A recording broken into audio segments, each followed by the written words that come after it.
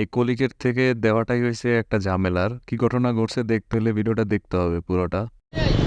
ঠিক টাইমে পার্সেল নিয়ে এলে এর একটা ঝামেলায় বসাই রাখে, এই যে টাইমটা এটা তো লস, এটা তো।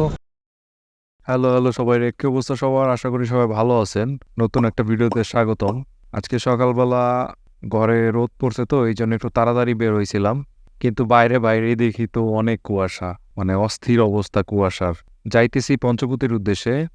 বিসমিল্লাহ, আজকে খুব তাড়াতাড়ি রাইড পাইয়া গেলাম গা।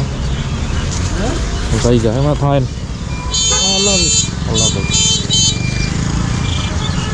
সাবধানে যাইয়েন। উঠেন ভাই। এই যাত্রীটাকে নিয়ে যাইতেছিল গাবতলী পর্বতের ওই জায়গা। তো ভাইটার সাথে ভাড়া চুক্তি ছিল আমার 220 টাকা। তো উনি পরে বলল যে 200 টাকা দিবে। তো ওনাকে নিয়ে যাইতেছি। আজকে আসলে অনেক কুয়াশা পড়ছে, অনেক কুয়াশা, যেটা ধারণার বাইরে। 9টা বাজে, মানে কি বলবো, কিচ্ছু দেখা যায় না সামনে। এই ঠান্ডার ভিতর যদি বাইক চালান, বাইক অবশ্যই আপনারা মাস্ক টাস্ক পইরা তারপরে নাইমেন ভাই, নাইলে ঠান্ডা একবার লাগে গেলে। আমাদের এইখানে একটা ভাইয়া ঠান্ডার কারণে অসুস্থ নেই। তো এগুলো আসলে তো নিজের শরীরের দিকে নজর রাখেন ভাই। অনেক ভালো লাগলো ভাই কথা বললে আপনার সাথে। খুব ভালো থাকেন ভাই। থ্যাংক ইউ ভাই, অনেক ভালো থাকবেন। আল্লাহ হাফেজ ভাই, দোয়া রাখেন ভাই। ওকে ওকে ওকে, ঠিক আছে। আল্লাহ হাফেজ। ভালো একটা মানুষ, বেশ ভালো। ভাইয়াটাকে নামাই দিলাম। এখন যাব হলো, ভাবতেছি যে মিরপুর 1-এর দিকে যাব। তো দেখি গাবতলীর এইদিকে যাত্রী পাই কিনা। হ্যাঁ 20 টাকা দেন, 20 টাকা দেন। আমি ভাই যাইতে পারি 10 টাকায়।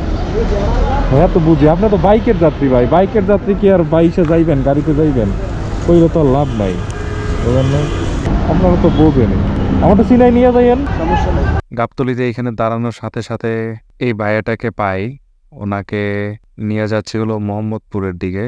ওনার সাথে ভাড়া চুক্তি ছিল আমার 120 টাকা। ভাইয়াটার এইখানে একটু কিছু কাজ ছিল, কাজের জন্য গেল। এরপরে ভাইয়াটাকে নামাই দিলাম।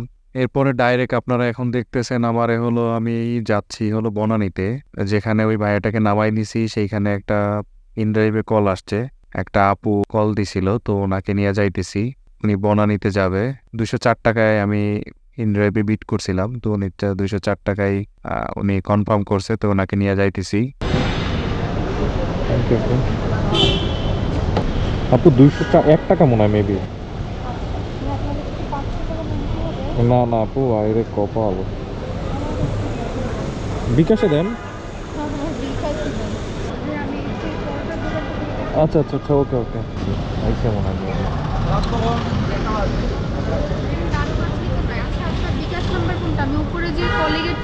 আচ্ছা আচ্ছা আচ্ছা, না না না, কোনো সমস্যা না, আমি হোয়াটসঅ্যাপে দিয়ে দিচ্ছি নাম্বার। বিকাশ নাম্বারটা তাহলে দিয়ে দেন ভাই, কষ্ট করে। আমি রিলি সরি, আমার কাছে কোনো সমস্যা নাই, প্যারা নাই। কত টাকা বলেছিলেন ভাইয়া? 204 টাকা। আচ্ছা ঠিক আছে, আমি তাহলে উপরে যাই। আচ্ছা আচ্ছা, আমি হোয়াটসঅ্যাপে দিয়ে দিচ্ছি নাম্বারটা। আপনি তো মেবি আমার হোয়াটসঅ্যাপে কল দিয়েছেন। হ্যাঁ হ্যাঁ হ্যাঁ হ্যাঁ, আমি হোয়াটসঅ্যাপে দিয়ে দিচ্ছি। আচ্ছা তাহলে আপনি আমাকে ওই নম্বরে দিয়ে দেন, আমি উপরে যেই জাস্ট পাঠিয়ে দিই। আপুটার তখন ভাঙতে ছিল না, তো এরপরে উনি বিকাশে পাঠাতে চাইছে, তো ওনাকে আমি হোয়াটসঅ্যাপে নাম্বারটা পাঠাই দিই। তো তারপরে উনি ওনার কলিগরে ওই নাম্বারটা আমার পাঠায়। পাঠানোর পরে সেই কলিগ আমাকে বিকাশে না দিয়ে ফ্ল্যাক্সি লোড দিয়ে দিছে 205 টাকা। তো এরপরে আমি যখন আপুটাকে বলি, তখন বেচারা অনেক সরি বলে। আসলে ভুল হইতেই পারে, এটা স্বাভাবিক। এরপর থেকে যখন বিকাশে নিতে যাবেন টাকা, অবশ্যই তাকে একটু বারবার বইলা দিয়ে ভাই আমাকে যেন সেন্ড মানি করা হয়। আপনার বিল আসছে 250 টাকা, তো আপনার 250 টাকা যদি ফ্ল্যাক্সি লোড করে দেয়, তাহলে তো দিনটাই মাটি হয়ে যাবে। এরপরে বনানীতে কিছু সময় বসেছিলাম। আমি মনে হয় না কখনো যাত্রী পাইছি বা পাবো ওই টাইমে। তো এরপরে কি করছি যে আমি চলে আসছি মহাখালীর এখানে, আইসা বসা ছিলাম। তো আপনাদের আরেকটা কথা বলি, যেটা হলো আপনারা যারা রাইড শেয়ার করেন বা যারা আমার ভিডিও দেখেন, আমি যেহেতু এখন এটা রাইড শেয়ারিং ভিডিও, তো এটার জন্য কিছু কথা বলি, যেটা হলো আপনাদের শরীরের দিকে একটু নজর রাখবেন।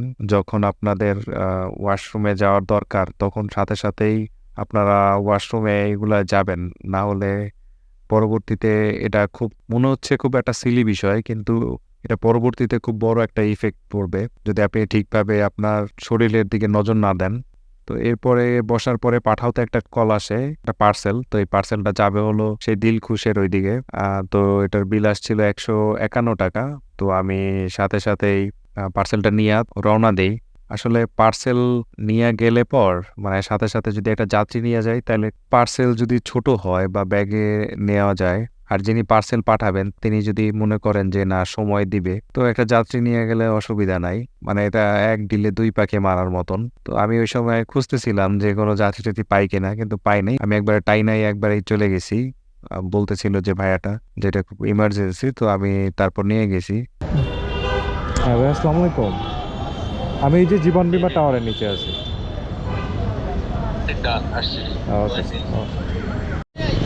ঠিক টাইমে পার্সেল নিয়ে এলে এর একটা ঝামেলায় বসাই রাখে। এই যে টাইমটা এটা তো লস, এটা তো পাঠাও তার দিবে না এই সময়টা। একটা কাস্টমার এলো কিন্তু নিতে পারলাম না। 160 টাকা দেন। 50 টাকা 51 টাকা, 1 টাকা কম দিবেন কেন? 1 টাকা আমার কাছে খুচরা নেই, ধরেন দেখি আচ্ছা কি ধরেন এটা। হ্যাঁ ধরছি। এটা তো কোনো বিষয় নেই, না হলে আপনারও কিছু হবে না আমারও কিছু হবে না, আমার ইসে টাকা কাইটা নেবে তো, অনেক টাকা কাইটা নাই। 1 টাকা 2 টাকা কম। হ্যাঁ থ্যাংক ইউ। সন্তুষ্ট হবে, সমস্যা নাই, ঠিক আছে। কুরিয়ারটা এটা হ্যাঁ পাঠাও প্রতিষ্ঠানে যাওয়া লাগে? না না না না হ্যাঁ? ওইটা পাঠাওতে কল দিলেই হয়। ইউটিউবে অনেক ভিডিও আছে এইখানে। পাঠাতে যাওয়ার মতো নেই এখন, রাইডিং না না ও রাইডাররাই নিয়ে যাবে এটা। এটা নিয়ে যাবে। তো এরপরে পার্সেলটা বুঝাই দিয়া আমি দিলখুশের এখানে বসেছিলাম। এই ভাইয়াটা আইসা বলে যে উনি যাবে বসুন্ধরাতে ডি ব্লকে, তো 200 টাকায় ভাড়া দিতে পারবেন কারণ ওনার অফিসে 200 টাকাই দিচ্ছেন। তো এরপর ওনাকে নিয়ে আমি বসুন্ধরা ডি ব্লকের দিকে যাই। তো ভাইয়াটাকে নামাই দিলাম, নামাই দেওয়ার পরে বসুন্ধরা এখানে বসেছিলাম, আধা ঘন্টার মতো বসেছিলাম। বসে থাকার পরে একটা ভাইয়া আসে, উনি যাবে হলো মোহাম্মদপুর দিকে, মানে আসাদ গেটের ওই দিকে যাবে। তো ওনার সাথে ভাড়া চুক্তি হয় আমার 250 টাকা। তো ওনাকে নিয়ে সে আসাদ গেটের এখানে নামাই দিই। নামানোর পরে আমি তেল ভরি, তেল ভরার পরে এরপরে গিয়ে দাঁড়াই হলো সংসদের সামনে। এরপরে সংসদের সামনে দাঁড়ানোর পরে একটা আঙ্কেল আইসা বলে যে উনি বনানীর দিকে যাবে, তো যাবো কিনা। উনি 100 টাকা বলে, তো আমি এরপরে আর কিছু বলি না, যে আচ্ছা ঠিক আছে 100 টাকা। তো ওনাকে নিলাম, নেওয়ার পরে ওনাকে সেই বনানী পুলিশের এইখানে নামাই দিলাম। নামানোর পরে বনানীর এইখানে বসেছিলাম। তো একটা ভাইয়া আইসা বলতেছে যে উনি যাবে হলো মিরপুর 10-এ।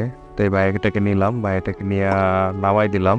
এবার আসলে এখানে বসা যাবে না, এবার ডাইরেক্ট ভাবছিলাম প্রথমে যে আমি মিরপুর 1-এ যাব। তো এখন পরে চিন্তা করলাম যে না, এখন ওই জায়গায় গেলে ট্রিপ পাবো না। এই জন্য আস্তে আস্তে করে পল্লবী মিরপুর 1 হয়ে বেরোয় গেলাম একবারে পঞ্চবটির দিকে। তো পঞ্চবটিতে বসেছিলাম আধা ঘন্টার মতন। তো একটা ভাইয়া সে যাবে সাভারে, তো ওনার সাথে ভাড়া চুক্তি হলো 220 টাকা। ভাইয়াটাকে নিয়ে সাভারের উদ্দেশ্যে রওনা দিলাম।